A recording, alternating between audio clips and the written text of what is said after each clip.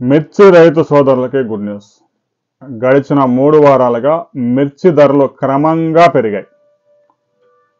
క్వింటా 14,500, 15,000 చాలా వెరైటీస్ కొనుగోలు చేస్తూ ఉన్నారు.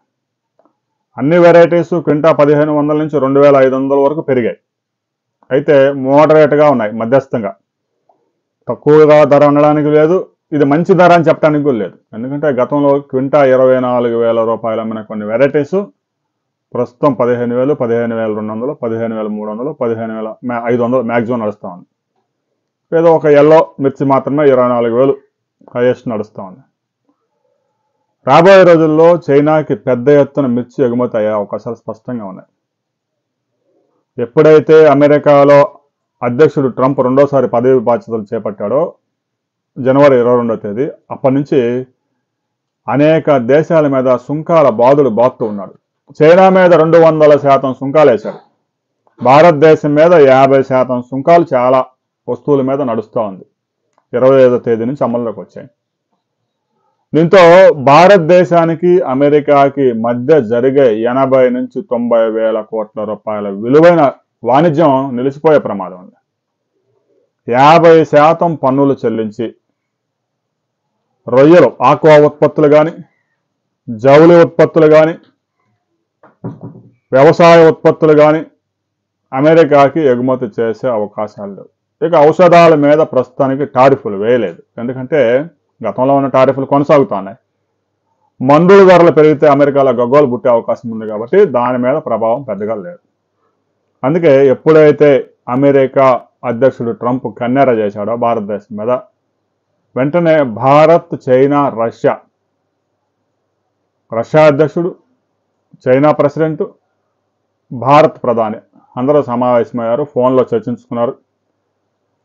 చైనా అధ్యక్షుడు ఒక రహస్య లేఖని ప్రధాని నరేంద్ర మోదీకి రాశారట. మనం గనక సరిహద్దులు గొడవలో పడి వాణిజ్యాన్ని గనక పక్కన పెట్టుకుంటే రాబోయే రోజుల్లో మనం దెబ్బతినే అవకాశం ఉంది. అమెరికా మనల్ని ఆడుకుంటుంది. సరిహద్దు వివాదాలు పక్కన పెడదాం, వాణిజ్యం మీద ఫోకస్ పెడదాం అనే అర్థం వచ్చే విధంగా చైనా అధ్యక్షుడు ప్రధాని మోదీకి లేఖ రాశారు.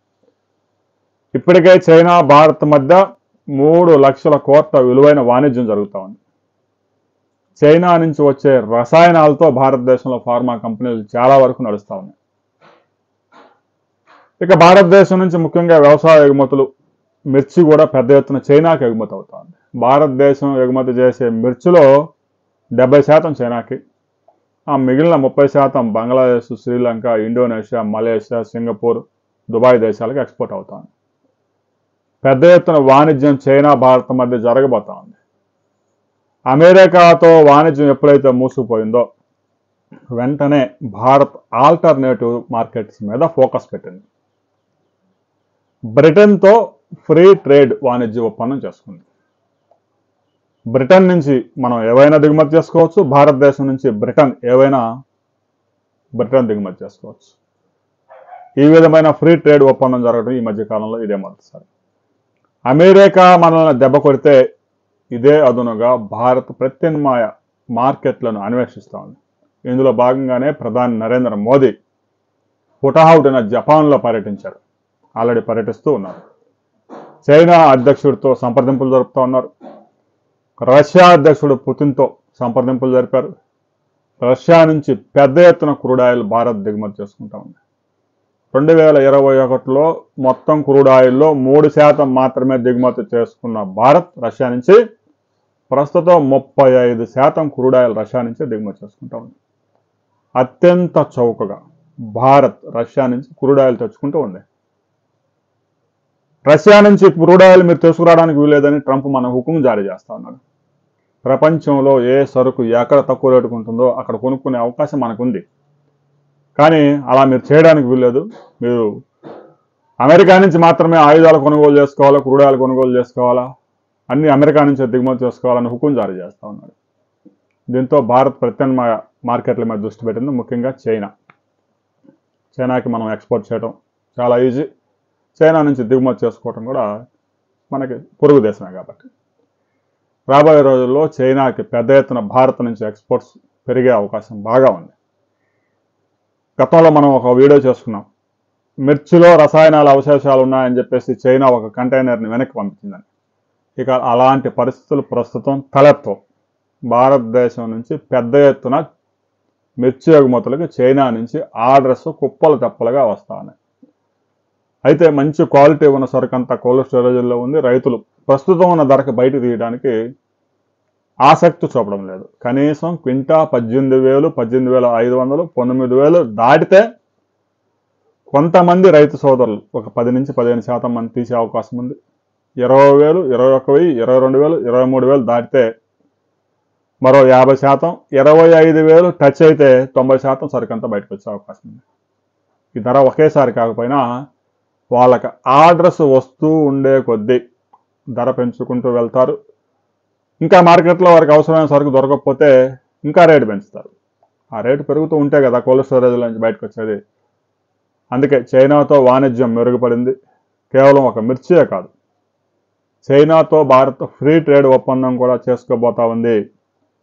అమెరికాని నమ్మడానికి వీల్లేదు. ట్రంప్ ఈ 4 సంవత్సరాలు ఇంకా ఈ అరాచకం కొనసాగిస్తాడు. కేవలం భారతదేశం మీద కాదు, చైనాని కూడా బెదిరిస్తూ ఉన్నాడు, రష్యాని బెదిరిస్తూ ఉన్నాడు, అన్ని దేశాలని అల్లాడిస్తూ ఉన్నాడు.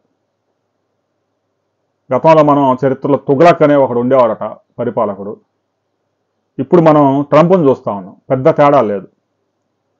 డొనాల్డ్ ట్రంప్ తుగ్లక్ లాగా వ్యవహరిస్తూ ఉన్నాడు. అమెరికా ప్రజలే నెత్తి నోరు మొత్తుకుంటా ఉన్నారు. అభిశంసన తీర్మానం ప్రవేశపెట్టి ఆ అధ్యక్షుని తొలగించే అవకాశాలు కూడా లేకపోలేదు. అమెరికా ప్రజలే, ఓటేసి గెలిపించిన ప్రజలే ఈ పిచ్చోని తీసి మనం ప్రెసిడెంట్ని చేశామని వాపోతా ఉన్నారు. ఈ టారిఫ్లన్నీ పెంచడం వల్ల అమెరికాలో ఉత్పత్తుల రేట్లు గణనీయంగా పెరిగిపోయి కొనుగోలు చేయడానికి అమెరికా జనమే ఇబ్బందులు పడుతూ ఉన్నారు. టారిఫ్లు పెంచితే ప్రభుత్వానికి ఆదాయం పెరుగుతుంది కానీ ప్రజలకు తక్కువ రేట్లు రావుగా. అయితే జనం తిరుగుబాటు మొదలైంది అమెరికాలో.